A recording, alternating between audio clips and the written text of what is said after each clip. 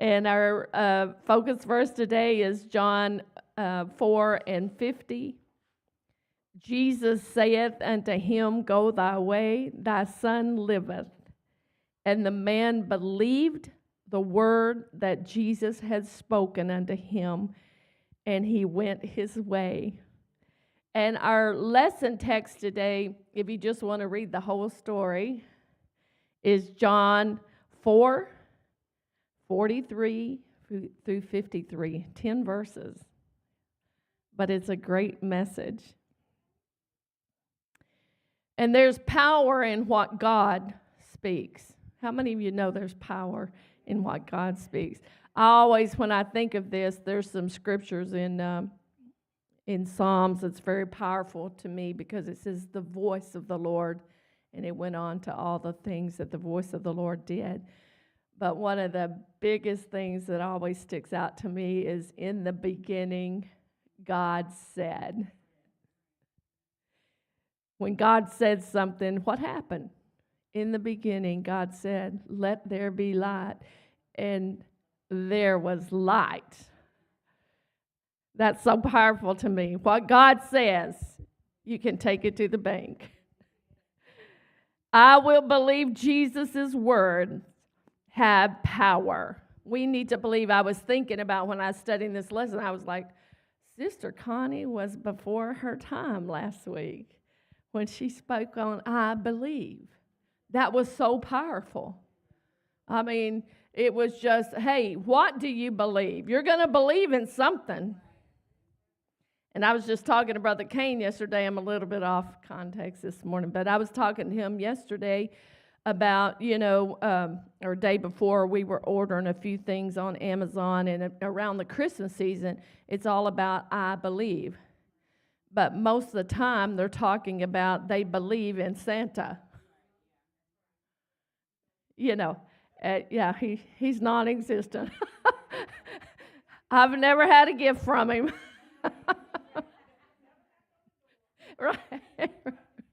Right. But you know what? The world promotes, their agenda to believe in something. We're not born into this world just with a head full of knowledge. But you are formed in the things that you allow yourself to believe in. And I want to believe in God's word today because what he speaks is truth. His word is truth. Oh, that's a powerful word. And in our lesson connection today, it gave a story of a couple. And I think a lot of us can relate to things like this. It was a couple that was in ministry, and they felt like they needed to leave their current place of ministering. And so they resigned. But they resigned before they really knew exactly where the Lord wanted them to go. But they knew the Lord had spoken to them to leave. That's right there, the whole gist of it. We've got to believe that when the Lord speaks to us, we just do. So you would think, how crazy is it to leave a place of, that probably paid his paycheck and go somewhere? But when God speaks, he already knows down the road. He already knows he's our provider. And I can tell you a personal story in just a minute. But what happened in this situation is this couple said, well, in the interim, God hasn't given us a definite where to go, but in the interim, we're going to attend this church and, still pray about the will of God and put our feelers out there. And so when they took part in the ministry there, a door opened, and it wasn't too far from them where they were, right there. And the Lord also opened a door for them to he provided for them a place to live in the place that he opened the door ministry. So isn't that just the way the Lord works? I know that Brother Cain's mom was, and you that had the pleasure of knowing her, she was very business-minded. And Brother Cain's talked about she didn't think that he was going to live past 18, so she took out a life insurance policy on him. Well, because he had bills, and she was going to pay those off in case he didn't make it. But but anyway, sometimes the things of God don't make sense to people. And so what happened is the Lord, and I'm telling you, it's a long story, but God opened a door for Brother Cain, took the pastorate of the first church he pastored at age 23. And we were just young kids. But the side note to that was the Lord had already spoke to Brother Cain before. He even gave him, he says in the dream, he's seen a bee, a city with the name B, and here's this letter that came to the pastor, and Brother Cain had a knee surgery, and he was kind of crazy at his job at that time, so we took off, and anything on that list, he already knew he was going to pastor. The Lord had already spoke it to him, but he just didn't know where. Sometimes we want all the details up front. Did Abraham have all the details when the Lord told him to go? No, he didn't. So what happened is we got this letter, and we went and visited all of these little places on this letter. And Brother Cain came back home. He says, it's not it. And so he made an appointment, and he talked to Brother Pugh. And it's, like I said, it's a long story, but he says, he went over there, and of course, Brother Cain worked for IBM, and he's worked for Pitney Bowes. So when he went over to meet with Brother Pugh, they were in a building process, and he started off, and Brother Cain was so anxious to talk to him about what was going on and just kind of get some fillers out there. But Brother Pugh, he walked him all over the place and talked to him all about these technical situations and equipment to go in the new church and all of that. And then he finally turned around, and then he addressed the issue. It addressed what Brother Cain wanted to say, no. But he said, Brother Cain, he says, believe it or not, he says, I have a place I'd like to tell you about, and it was Belen, New Mexico. And so, like I said, God knows all things. And when he spoke something into your heart, he's going to bring it to pass. And so what happened on that situation is the Lord opened the door, and he took the pastorate in Belen, New Mexico on New Year's Day. It was actually the night watch service that we prayed the old year out and the new year in. And how awesome was that, how God worked it all out. But in the midst, why I talked about Brother Cain's mom, remember, Brother Cain's working for IBM, and he's making a decent paycheck. And when he left his job, he would have zero, because this church was not a large church, and they didn't support the pastor yet. So his mom was like, oh, son, you're leaving that job? Well, can I tell you that when God tells us to do something, he's going to make a way. And I can tell you in the short that, and I've told the story before, but when we went there, remember, we had no place to live. The church paid 2 nights of a hotel, and we had to find a place to live right away. And the Lord opened the door. We checked on apartments, but I said to Brother Cain, when we went by a realty company, I said, let's just stop in there and check. And we lived in the country club for the same amount that we would have lived in the apartment, because there was a man that just wanted someone to live in his home in the country club. It had 5 skylights. It was beautiful, but only God could do it.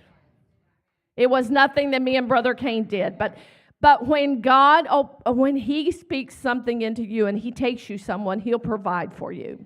You don't have to worry about it. Isn't that awesome? Just believe what God said. Jesus was approached by a nobleman. In John 4, it begins with the account of Jesus meeting a Samaritan woman by a well. And because of her sinful past, this woman appears to have been a societal outcast. Yet Jesus took time to minister to her. And as John 4 progresses, Jesus encountered a man from a much different situation in life. And the King James Version describes him as a certain nobleman, while others, translations, they describe him as a royal official. So maybe this lowly lady this Samaritan woman and this nobleman might have been on two ends of the spectrum. But God has time for all.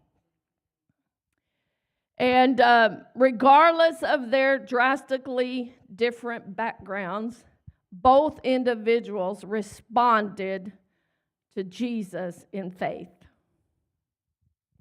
The Samaritan woman, if you remember, and we're not going to talk a lot about her, but man, she ran back into this city and she says, man, I met a man that told me everything about myself. He knows where we're at. While the nobleman's dying son was healed. These two accounts remind us that Jesus loves everyone. And faith, not your standing in society, is the key to a miracle. How many of you believe that God can do a miracle in this house today? I believe wherever He is, something will happen. I trust Him for a miracle today. John, regardless of whatever authority this nobleman had as an official in the government, he was powerless. And I want you to think about this today, against the illness that was destroying his son's life. In his hour of distress, this man heard a report that produced a spark of hope. How many of us have been in situations we had no power over? We couldn't change them. I've been in many situations that if God wouldn't have intervened, I couldn't have made it. And he was powerless over. Can any of us heal our children? No. But God can. Jesus had come into Galilee. In fact, the Lord was in Cana, where He had performed His first miracle. Who can tell me what God's first miracle was? Turn the water into wine at a marriage. Isn't that awesome? And Jesus' hometown of Nazareth was not far from Cana, yet Jesus did not go there. And Matthew recorded a visit Jesus made to Nazareth, and he reported that the Lord did not many mighty works there because of their unbelief. And that's Matthew 13 and 58. It says, and He did not many mighty works there because of their unbelief. Jesus also met with rejection in Judea and in Jerusalem, the heart of Judaism. And those who should have hailed Jesus as their Messiah instead chose to persecute, and they eventually crucified Him. In John 4 and 44 says, for Jesus Himself testified that a prophet hath no honor in his own country. But there were cities that did acknowledge the power and authority that Jesus possessed. And he made sure to visit those locations. Faith always draws God's attention. But the nobleman's son was sick, and the nobleman lived in Capernaum, and that's approximately 15 miles from Cana on the coast of the Sea of Galilee. And we think today 15 miles is nothing. We just hop in the car and... But can I tell you, they didn't have that kind of transportation back then. Okay, since this was centuries ago, before we had all of these modern ways to move around, but yet it didn't matter. The difficulty did not matter to the nobleman. Why do you think that it didn't matter to him?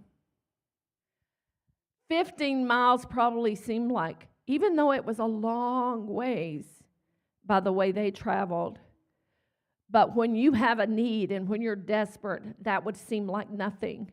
If your child was sickened to death, you would just go. I hear of people traveling across the world to get the right medicine or the right help when someone in their family is sick. And so it didn't seem too difficult. And the Gospel of John does not reveal the nature of the young man's sickness, only that he was at the point of death. In John 4:47 says, when he heard that Jesus was come out of Judea into Galilee, he went unto him and besought him that he would come down and heal his son, for he was at the point of death. That means there was little hope. But as the doctors looked on helplessly and family members braced for the worst, the young man's father heard a report that Jesus, the miracle worker, had come to Galilee, and he slipped quietly away from his son's bedside and headed out on the road to Cana. Because today, whatever your need is, Jesus is not too far. And you can leave that hopeless situation where it is and come to him. And if someone we loved had a serious illness, most of us would seek out the best doctors who offered the most advanced treatments. And if a child today is battling, and there's many battles in the world today, not just sickness, but if they're battling even addiction, parents have been known to mortgage their homes even to pay to get that child help. And in a time of desperate need, most of us will pay any price and endure any hardship to find a solution. And today, Jesus is the solution, and he's in the house. Love motivates us to do anything and everything we can to help those closest to us. As children of God, we can find comfort in loving the love of our Father, Heavenly Father. He does all kinds of things to help us. The Apostle Peter instructed in 1 Peter 5:7 says, casting all your care upon him, for he careth for you. The Lord cares for you today. When doctors cannot find the cure and experts are baffled by the problem, we can, in the words of, let's read Hebrews 4:16, let us therefore come boldly unto the throne of grace, that we may obtain mercy and find grace to help in time of need. Let us come boldly before the throne of God today, because you know what? He's the miracle worker. He can do all things. There are a lot of people we could go to today for some help, but not the help like Jesus gives. So when the nobleman arrived in Canaan, let me hurry for time's sake, he probably asked where Jesus was. And maybe when they told him, he like raced right over there. He didn't want to be, miss him. How many of you, I don't want us to miss God today. I don't want him to pass by. I want to restrain him.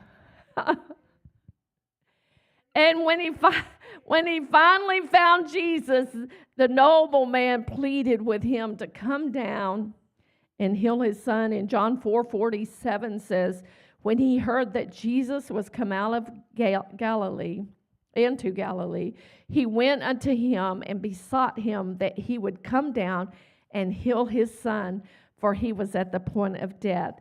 Jesus was, and it's sad to say that a lot of people don't look to Jesus until the last one. They try A, B, C, D, E, F, G, and then they say, oh my goodness, why didn't I try Jesus? He's the one that could fix it. But maybe this was his last one that he was going to, his last hope. But he was sure that if he could convince the Lord to come back to his house or come back to Capernaum, that everything would be all right. He's already convinced of that. He said, if I can get the miracle worker here, it's going to happen. But Jesus had a strange response. And when picturing what it would be like to meet Jesus in person, have you ever thought about that? What it'd be like to meet Jesus in person? We would think, gentle. Well, we just have all these different things. I tell the Lord sometimes in prayer, it's like, God, I don't want to see you as the world sees you. I want to see you as you are. But he took little children into his arms and he blessed them. And Jesus described himself as meek and lowly in heart. And considering these and similar accounts to this, we probably would expect Jesus to greet us with outstretched arms and a warm smile. But if the nobleman was expecting that isn't exactly what he came to. Instead of immediately just going to what the man's pleased to heal his dying son, Jesus responded with something that sounded more like a rebuke. John 4:48 says, then said Jesus unto him, except ye see signs and wonders, ye will not believe. Because we think about some of these stories in the Bible and you think, oh, I wouldn't do that. Oh, I always say step back and look in the mirror. Because we say, oh, we wouldn't have crucified Jesus, but we do things that crucify him. Yeah, so I don't point fingers. I like to look in the mirror. And perhaps the disciples gave Jesus maybe a sideways look when he told them that. Maybe they felt like the Lord was having a bad day. God don't have bad days. He takes authority over anything. But John did not reveal the reason for Jesus' response. But it's easy to imagine that the Lord was testing the nobleman's faith. Have you ever had your faith tested? Would he give up when his first request was met with immediate answer, or did he really believe Jesus was the only one that could intervene and save his son? How many have you thought a lot of people give up too easy? And we've heard it the last few weeks. Anything worth having is worth fighting for. But both Matthew and Mark recorded that Jesus responded in a similar manner to the Syrophoenician woman whose daughter was demon-possessed. Jesus initially insulted her by saying, and we're going to read it here, Matthew 15:26, But he answered and said, it is not meet to take the children's bread and to cast it to dogs. What would we have done if the Lord would have said that to us? Well, what in the world? I thought he would just say, let me go take care of this situation for her daughter. But no. Right. How many of y'all would have done? You know what she said? She says, I'm going to read it here. She in Matthew 15:27, she said, truth, Lord. Hey, you spoke the truth, Lord. Yet the dogs eat of the crumbs which fall from their master's table. She says, I might be that, Lord, but even the dogs get the crumbs from the master's table. That's powerful today. And just as this Syrophoenician woman, this nobleman would not be dissuaded. He says, no, I'm not giving up. He did not let Jesus' unexpected and that abrupt response destroy his faith. Having been denied once, he merely asked again. In John 4:49, he says, Sir, come down ere my child die. He knew that without the Lord there was no hope. And Jesus made it clear that persistence is a key factor in effective prayer. In Luke 18, 18:1, he says, and he spake a parable unto them to this end, that men ought always to pray and not to faint. That summarizes it up really well. But do we have a need? Just because we do not receive an answer immediately. How many of us like immediate answers? We live in a express world. We order something, we want it in today. Thank God for Amazon. We want something done yesterday. We live in an immediate thing, but if the Lord doesn't give us an immediate yes, it doesn't mean that he's not going to do something. And I'm going to kind of have to skip over a little bit here this morning for time's sake. But if you have a need, but you haven't received an answer yet, don't stop asking. True faith perseveres in prayer, regardless of what may seem like setbacks. And throughout the Gospels, Jesus healed people using many methods. How many can tell me some methods he used to heal people? Oh, he put his fingers in a deaf man's ears. He spit on his own fingers and touched a man's tongue. How many of us today, if the Lord was here and he went like, and you open your mouth and let me touch your tongue, you'd be going, give me the antibacterial stuff, give me whatever. But the Lord didn't always use conventional methods to heal.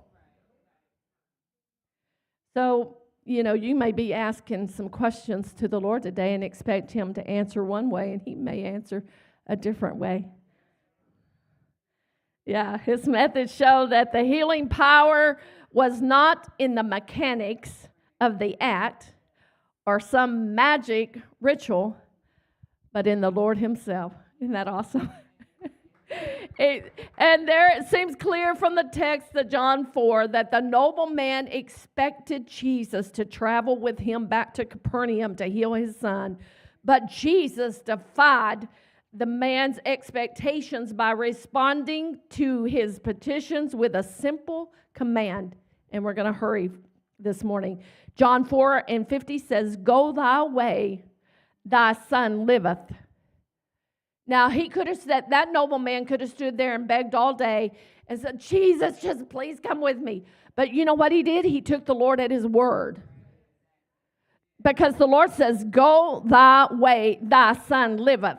The word of the Lord was powerful, and it was there.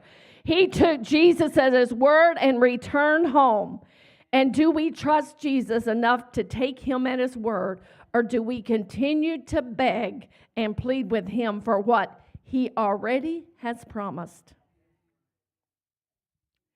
Do we trust enough to proceed as though our prayer had already been answered? Isn't that powerful today? Can you imagine what thoughts ran through the nobleman's mind as he on his trip back to Capernaum? Remember, it didn't just take a few minutes, but you think maybe he would have played with doubt? Do you think he had quite a bit of time to get there? Like, he told me to go.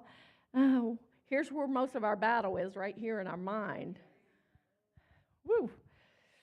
I could say that a few times, but all he had was a word of assurance from the Lord that his son could live. And when the nobleman inquired, first I want to back up a little bit, John 4:51, as he came closer, John 4:51, and as he was now going down, his servants met him and told him, saying, thy son liveth. And 4:52 says, then inquired he of them the hour when he began to amend. And they said unto him, yesterday at the 7th hour the fever left him. So there it was. And the nobleman inquired further. He learned that the healing had occurred the moment Jesus spoke the word to him to go back to Cana. Isn't that awesome? Things change when God speaks, and we must believe what God has said and trust until we see the promise fulfilled. We can hold fast to his promise until we receive the report of victory. And we're right at time to start, but you can take a quick break, and we'll start the morning's worship in just a minute. But how great God is. Thank you, Sister Jasmine, for your post on Facebook, your testimony. You know, I got out there. I rarely go to Facebook, but thank you. When I go out there, I want to see something encouraging. And she encouraged and told about how the Lord healed her heart from heart failure. She had the reports of the doctors. But God, I believe the report of the Lord this morning.